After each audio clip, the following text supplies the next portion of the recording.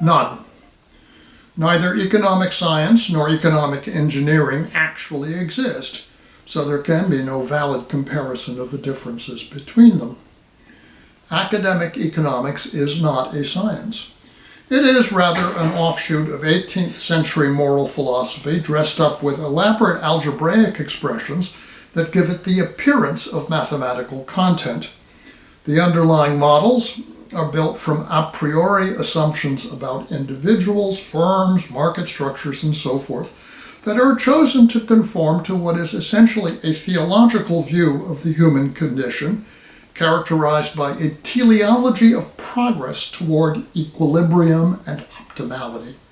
This runs counter to the structure of every scientific discipline since the emergence of modern evolutionary doctrine in the mid-19th century and the advent of an understanding of thermodynamics at the end of that century.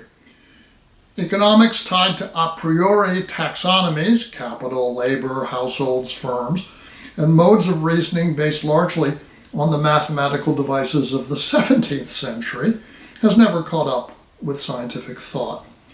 In 1897, Thorstein Veblen asked, "If we are weary under the taxonomy of a monocotyledonous wage doctrine and a cryptogamic theory of interest, with involute, loculicidal, tomentous, and maniliform variants, what is the cytoplasm, centrosome, or karyokinetic process to which we may turn and in which we may find surcease from the metaphysics of normality and controlling principles?"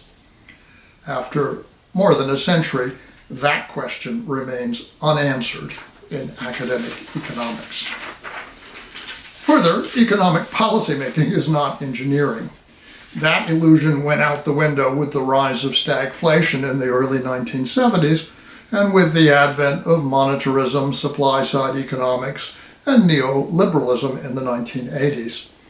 Economic policymaking since then is largely the application in normal times of motivated reasoning to justify a politically desired distributive outcome, punctuated occasionally by seat-of-the-pants emergency action in the face of dire crises.